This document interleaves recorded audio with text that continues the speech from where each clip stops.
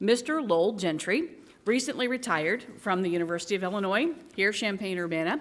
He has been a principal research specialist in agriculture in the Department of Natural Resources and Environmental Sciences, where he worked as a research scientist for more than 30 years. He received his BS degree in ecology, ethology, and evolution here from the University of Illinois in 1984, received his MS degree in agronomy from the University of Illinois 1992. Now, maybe the most important job of all, he and his wife Laura have 2 small children that keep him very busy. Let's welcome Mr. Lowell Gentry.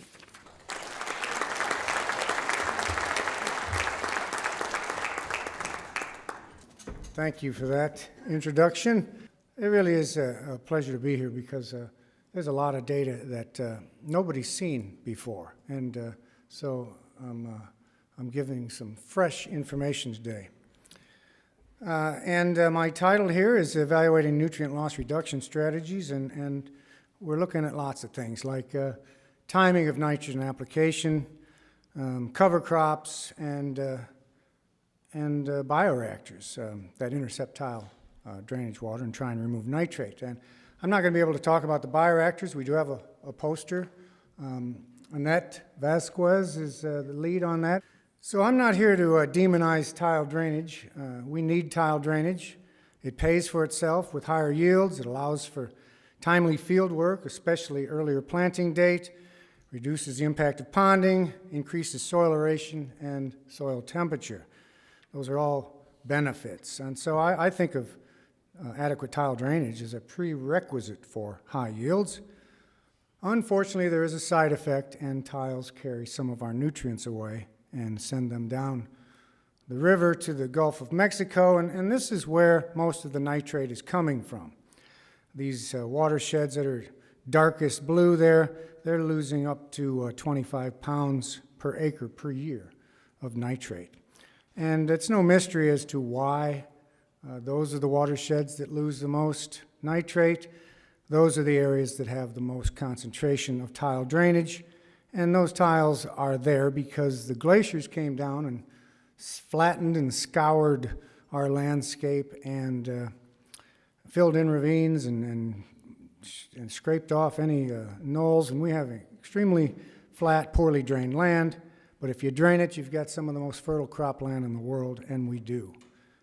And so just as a quick reminder, this is our goal. This is what really has been the impetus behind much of NREC's RFPs and their funding.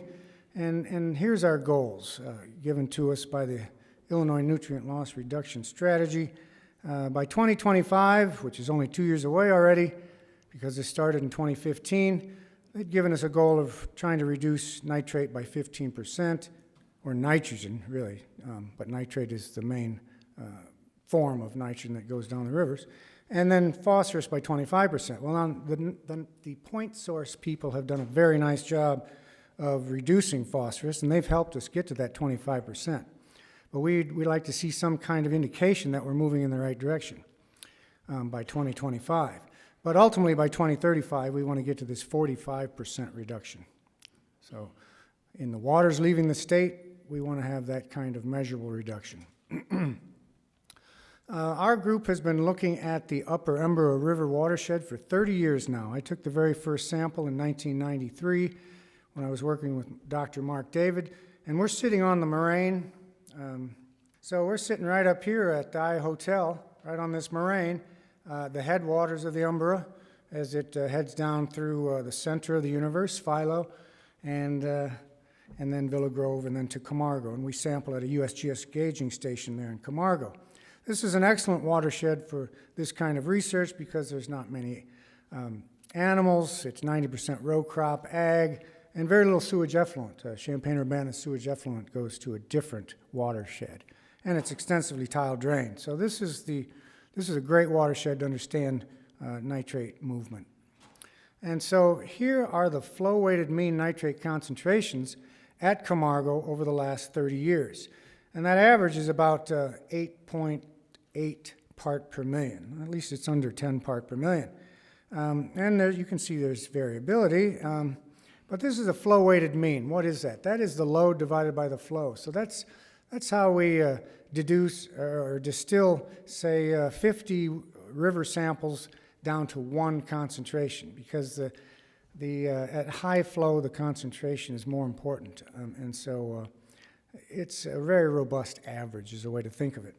Now, we've had some ups and downs. This was a very low year, 2010, and in 2009, we got very little fall nitrogen on that watershed. So that one was easy to explain. And then this highest one that we've seen, that's 2013. That follows the drought of 2012. Well, there was a lot of unused fertilizer in cornfields that year. And then we had a very wet January through June, and it came out, and it went down the rivers. But there's our trend line. I wouldn't, jump up and down about an R squared of 0.1, but at least it's in the right direction, right? But now look at this. This is really amazing. I'll just say, oh, well, it must be because we have this Illinois nutrient loss reduction strategy, and we just scared that nitrate out of the river. But I think what's happening here, because I don't see a lot of cover crop in this watershed, and maybe there's less fall in than was before. I don't really think so. I just think we've had really excellent crop yields in the last few years, and we've had very good field nitrogen balances. But look at that trend down. Now that needs to be looked at more closely. I think I need to grab a statistician and see if we've got an inflection point in there, and this might say that we are moving the needle. Maybe it's just because these new hybrids are better, but nonetheless, look at that trend downward. That is very nice to see. So let me start by an overview of our large replicated tile drainage study in Douglas County. This is just south of Camargo. It's in the Ember watershed. And this was a big, big study with an objective of evaluating when and how tile nitrate losses occur in a corn and soybean rotation. And we look at timing, rate, and source, plus a cover crop in this study. Not quite all 4 R's, but we've got 3 of them covered there. But the main crux of this study was to investigate if we spoon-fed the crop. If we split-applied N fertilizer, could we reduce the amount of tile nitrate? And we got 6 treatments, I'll explain later, 3 replicates.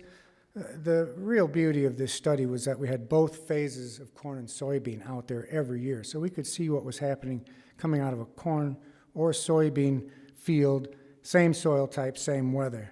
Really enlightening to see that. Here's a picture of Eric Miller doing some strip tilling for us. And this project is all about being under reduced tillage. So it's strip till ahead of corn and no till soybean. So first, I want to recap 5 years of data where we looked at putting all of the nitrogen on in the fall, 100% in the fall, and versus 100% of the nitrogen in the spring prior to planting. But this 50% fall is really a 3-way split. It's 50% in the fall, 25% of the end at planting, and 25% side dress. That was the treatment thought, well, we could spoon feed it and see how that did. Well, that one fell in intermediate every time. So I'm not even going to discuss that. Let's look at the extremes. And so you can clearly see that spring N loses less nitrate to the tile. But look at the difference across years. This is a late planting in an extremely wet June and July. That's when we lose a lot of fall N. Big rains in June and July. So that really hurt our average loss. But here is a cold winter, 2018. And just shows you, if it's cold out, we don't lose as much nitrate. Now, why would that be? Probably less net mineralization, especially after soybean. So the average right here was 32 pounds per acre N loss with the 100% fall N versus 20 with the spring N. That's 12 pounds per acre difference. And now that doesn't seem like that much when we put 180 pounds on. So it's only 7% of the fertilizer, but that represents 35% of the tile nitrate load. Now, corn yields were not different. Maybe we got a slight bump with the 3-way split, but that wouldn't have paid for itself. The only reduction we have here is that when you don't put on the full rate, you actually lose yield. So simply just cutting back our fertilizer rate is not going to solve our tile nitrate problem. Plus you get a yield hit. And that's a 10% decrease in corn yield averaged over our experiment. Now we saw no yield difference across the N treatments to corn for the soybean. Now you really wouldn't think there would be one, just that we were happy to see that having a cover crop in a corn-soybean rotation didn't take away yield, but then again it didn't increase yield either. So here's a side dress application of fertilizer N, and the split applied fertilizer N did not significantly reduce tile nitrate loads. However, tile nitrate loads trended lower with both split N application treatments. So it was in the right direction, but with 3 replicates, we did not have statistical differences. And now here's a look at all 4 treatments. You can see all in the fall, there's the 3-way split, all in the spring, only 75% in the spring, and then this 50-50. That's 50% in the spring, 50% early side dress, with and without a cover crop. The cover crop was cereal rye in front of soybean. And we were trying something like radish and oat ahead of corn, something that winter killed. And that never really produced enough biomass to make any difference. So that range is 115 pounds per acre loss with all the fall N over the 4 years, and 65 pounds for the 50-50 with cover. And that represents a 43% spread. But you can see, based on these letters here, that's the statistical differences. These 4 are actually not different, but you can see they're in the right order, in my opinion. Now here's looking at the same graph, and I just wanted to bring up that idea that 75% N rate was not the lowest. The cover crop was. So the full N rate with a cover crop beat reducing our fertilizers to 75%. And as I mentioned earlier, that was a yield hit.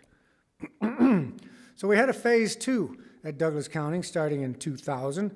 And so we changed some of our N treatments. I'm not going to get into that, and I could have a whole talk on just the deep placement of P and K versus broadcast application. But in a nutshell, if it rains right after you apply, it doesn't matter if it's broadcast or deep banding. We can see a pulse of phosphorus in the tile lines. That's a little disappointing when you think about burying it 8 inches down. Thought, well, that keep it off the surface. We won't have preferential flow issues. Well, it can still get into the tile. Oh, and we found a little bit more phosphorus if it was DAP versus triple superphosphate. So there's a solubility issue as well. So a summary overall on the Douglas County project, because this is going to be our last year at that site. It's been a great site for us, but all good things must come to an end.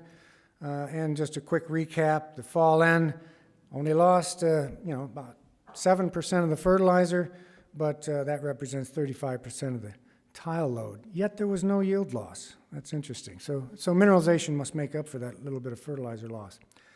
Split applied N helped reduce tile nitrate loss, but not significantly.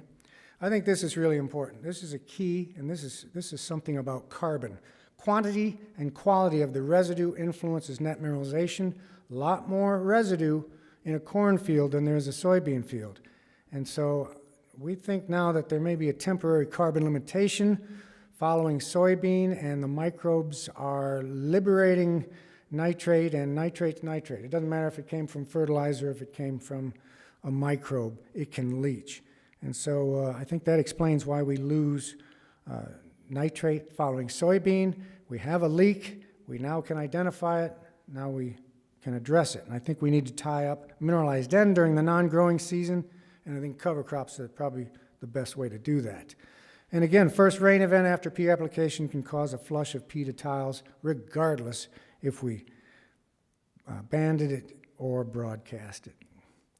So I have retired, and I sat on the search committee to replace Dr. Mark David. Dr. Mark David was my mentor and boss for 17 years, and he up and retired on me in 2016, and they left me in charge. I held the line for 6 years, and we are very fortunate to have Dr. Zhangji Yu in his place. He is a biogeochemist, and he brings new techniques to our group. He's got a mass spec, and he can look at heavy isotopes of nitrogen and oxygen, and he's going to be able to source nitrate molecules in our tiles. Where did it come from? Did it come from fertilizer? Did it come from soil? So let's move to Eric Miller's farm in Piatt County, one of the most fertile places in the world, and this is a work in progress because this is going to keep going. The first proposal I wrote was longer rotation with cover crops and bioreactors. Well, that was pretty easy because Eric had 6 bioreactors already on his farm, so we just took advantage of that. But Eric had just pattern tile drained his field, and he had 3 outlets. Well, I was looking for a pair of outlets. I like these paired watersheds where you keep everything the same, but you just change one variable and see what effect it has on the tile. Well, Eric had 3 of these, and I said, well, do you mind trying wheat? He goes, well, I have grown wheat. I go, well, how about corn, soybean, wheat? And so we did that, and then the next year we put in a corn, soybean control, and then the year after that we put in continuous corn with and without cereal rye. So we have 4 treatments now, and this is what his farm looks like. We've taken over, and we've got every phase of the 3-year rotation here, both phases of the corn and soybean rotation here, and it's conventionally managed, by the way. We put fall N on, and it's full width tillage. Where this is over here, this is corn, soybean, wheat, and cereal rye is after corn ahead of soybean, and ultimately we came to the conclusion that let's not mess around with a cover crop after wheat, let's go to double crop soybean, and that has been a game changer. So now we have these 4 systems out there in place, but we weren't satisfied with that, wrote another proposal. Eric had another 50 acres available. Now we've got 16 tiles parallel, and we have a 4-treatment, 4-replicate study on tillage, and that poster is over here. I'm cooperating with Dr. Andrew Margonaut, and his student Bree she's got a poster. I don't know if Bree is here. So here is Eric Miller's economic evaluation of the 3-year rotation versus the conventional 2-year rotation. And in Eric's hands, it's a dead heat. But in 2019, we had prevent plant in CSW, but not CS. Interesting, we just couldn't get it to dry down, probably too much residue, couldn't plant before June 5th. And so that sort of puts a little quagmire in the middle of our study. And when we handed this data to Gary Schnitke, that seemed to matter more to him, and he doesn't get exactly the same thing, but we're going to continue to work with him and maybe argue a little, but he's working on a paper. I think Eric's shown that the 3-year rotation can compete with the 2-year rotation, and especially when double crop soybean has time to finish. So we've been dinged 3 times when an early frost hit. And now here is just looking at the revenue minus expenses in that 3-year rotation. And what I wanted to point out here is when everything works right, there's nothing better than what we can do is have double crop soybean after wheat. That gives us the greatest potential to generate income, more than corn and soybean alone. But if you get an early frost 2019, early frost 2020, and even a killing frost in 2022, that changes everything. But it's proof of concept that it can compete financially with the status quo, corn soybean rotation. So here's a concept I've been reading about. I think it's getting some traction. I mean, there's regenerative ag is out there, but I think this is even a bigger umbrella. But this would be tricky. This is not just reducing nutrient loss. This is trying to increase production while simultaneously reducing nutrient loss. So that's going to be quite a trick. See, this is the idea of let's not bring more marginal land into production. Let's stop cutting down rainforests and bringing in pasture land to row crop. let's try intensify on our best land, like at Eric Miller's farm. So is this achievable in a corn and soy rotation? I don't know, because we did not see any increase with the cover crop in a corn-soybean rotation. But has it been demonstrated in a high-yield environment such as Piatt County? Well, I don't know, but I'd like to ask Shalimar Armstrong if he has any information on that, but not to my knowledge. So what we have at Eric Miller's may be proof of concept, which maybe no one else has yet. So let's take a look. So I just throw this up to dazzle you and overwhelm you, because these are all the samples, the water samples, tile water samples, coming from just the 3-year rotation. And I point out these 2 circles here. This is when Eric was brave enough to plant green into standing-headed cereal rye. We're talking, this is about 3 tons per acre of above-ground biomass. That's a huge amount. That's over 6 megagrams per hectare. So that's what those red ovals are, just showing you that look at the effect of a big cereal rye crop. And that's what that looked like when Eric went through it. That's Eric probably wondering, what am I doing? But hey, that soybean, it can handle it. Fixes its own end, and it can come up through it. So this is a large table, but I'm going to parse it out here. But what I have here is, here's Eric's yields, and then here's his flow-weighted mean nitrate. For each one of the fields, the 3 fields in CSW, and the 2 fields alternating back and forth in corn soy. I mean, there have been times that we took a yield hit with corn because we grew radish and turnip after wheat. We had way too much biomass out there, and it had a wide seed-end ratio, but wow, can we ever lower tile nitrate in just 1 year? I was amazed that we could have that kind of a response instantly. So I'm not going to make a big deal of that, because we had a yield hit with the corn. And then we tried red clover after wheat. I thought, well, that would be good. Let's get a legume in front of corn and fix some N and get an N credit. Well, we didn't see much of it. A little benefit to corn. But the year later, that's the best soybean I've ever seen in my life, 97 versus 86.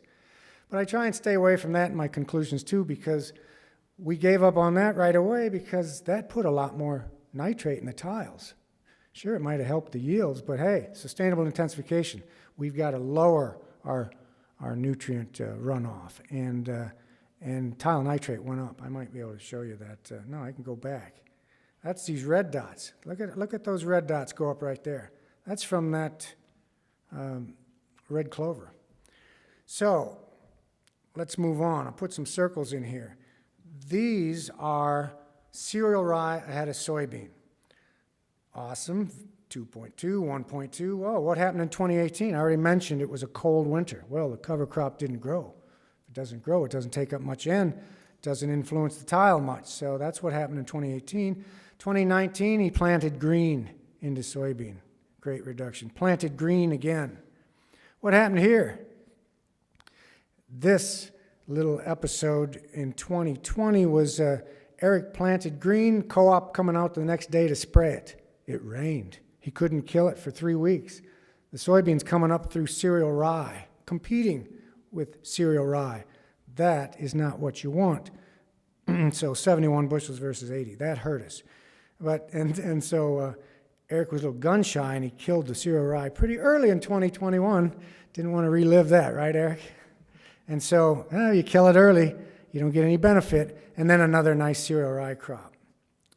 And then now let's start looking at this idea of sustainable intensification, meaning increasing productivity as well as reducing nitrate loss.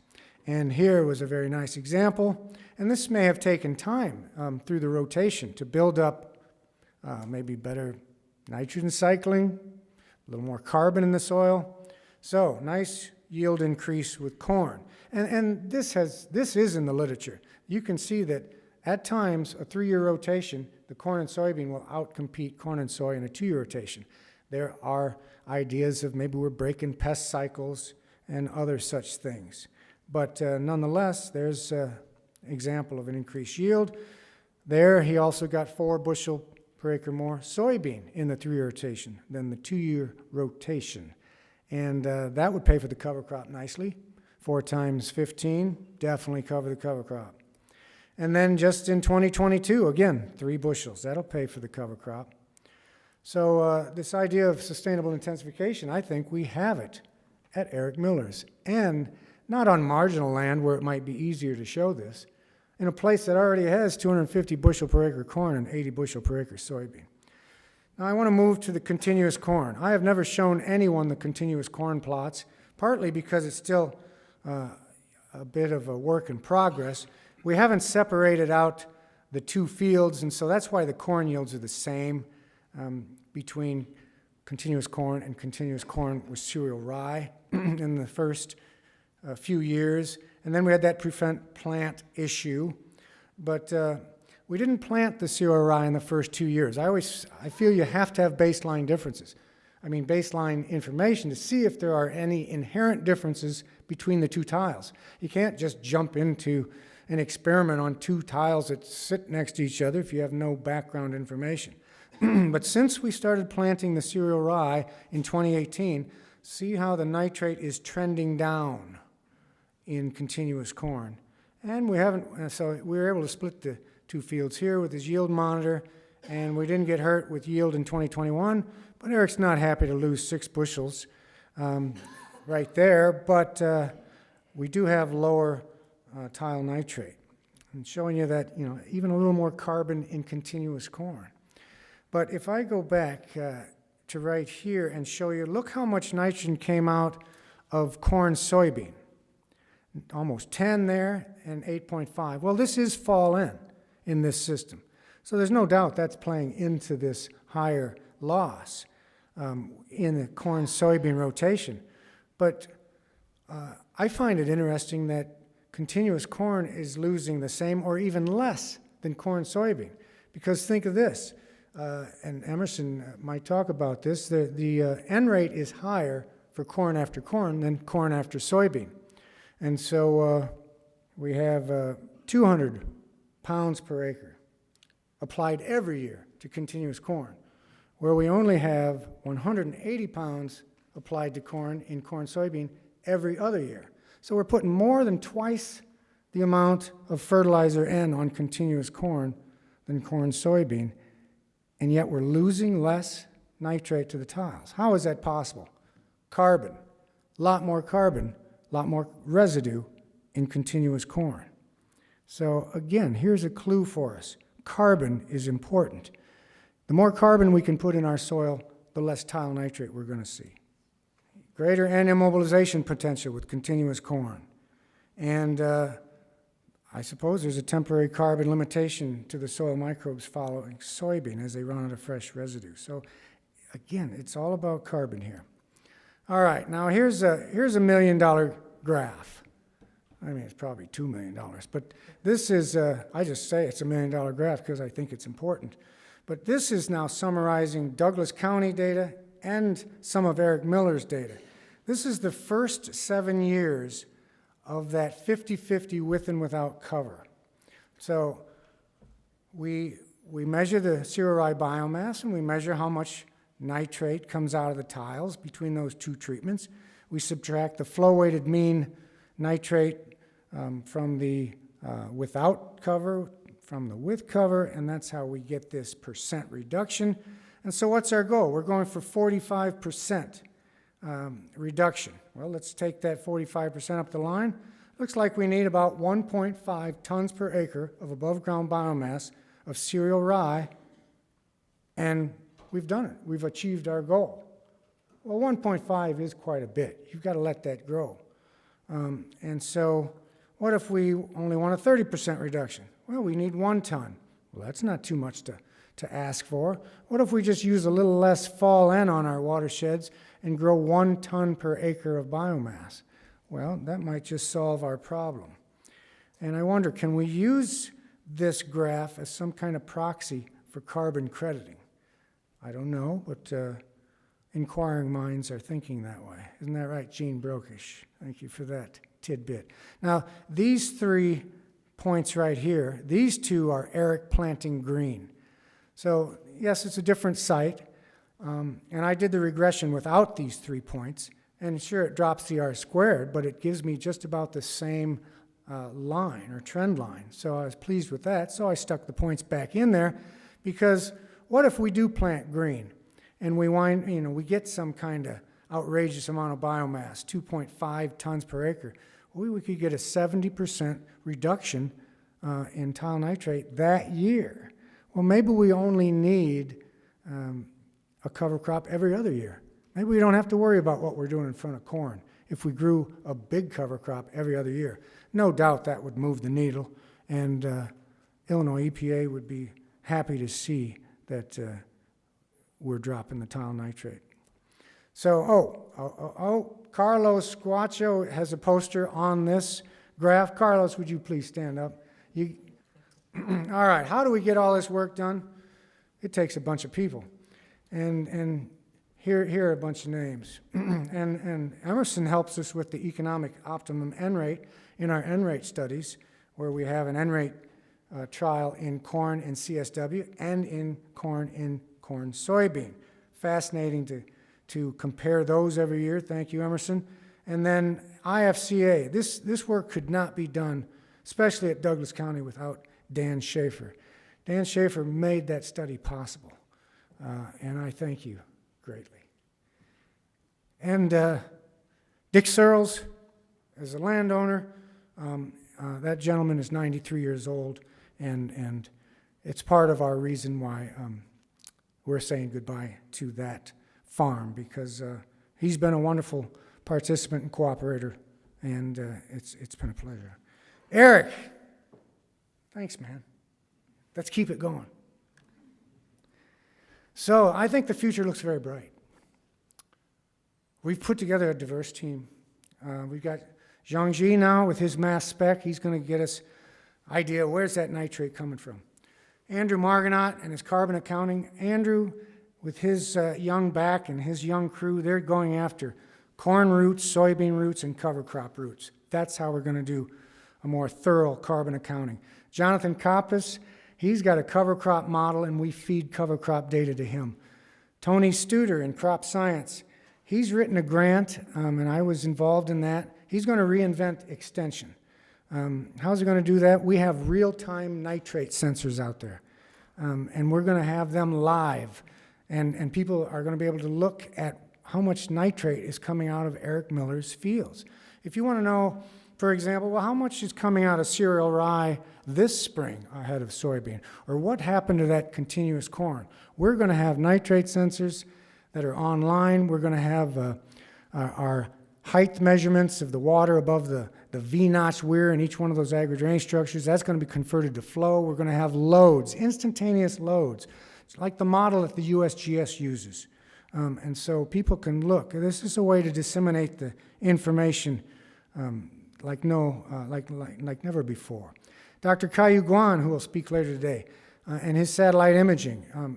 We time our sampling with Kai-Yu, and so his group can get these images on the same day we take our cover crop biomass samples. We've had Nick Sider out there looking at his bugs. We haven't had a problem yet. Maybe a vole.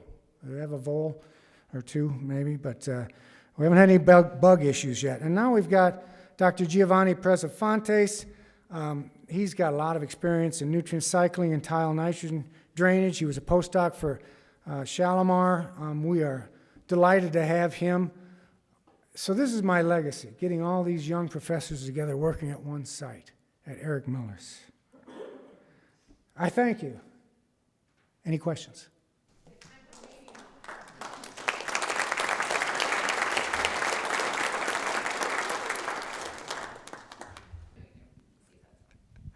Hi, Lowell. How are you? Nice presentation. Thank you. Hey, I kind of got in late, but I think you showed some information suggesting that corn yields are reduced after a cereal rye cover crop, and many other folks show that too. But yet, when I talk to experienced cover croppers that have been cover cropping for a long time, generally speaking, they tend to plant green. For whatever reason, they tend to plant green. These experienced cover croppers that have been doing it a long time. And I don't have a good explanation for that. My only thought is maybe they've just figured out how to avoid the yield losses. I don't know. But that's just an observation. I was wondering if you had any comments about that. I'm not going to recommend that yet. We're not there yet, at least in our research. I only recommend what I think we've proven to date. And when we tried it on a different farm. Dan Schaefer set it up with me. And if we let it grow much more than 0.5 ton per acre, we saw a bit of a yield hit. And we were killing it 2 weeks before planting as well. So I'm puzzled by that. Love to talk to those people. Maybe you can be a liaison, and I'd be happy to speak with them. Maybe we can learn something and bring it to Eric's site. I'd be happy to do that. Thank you for that.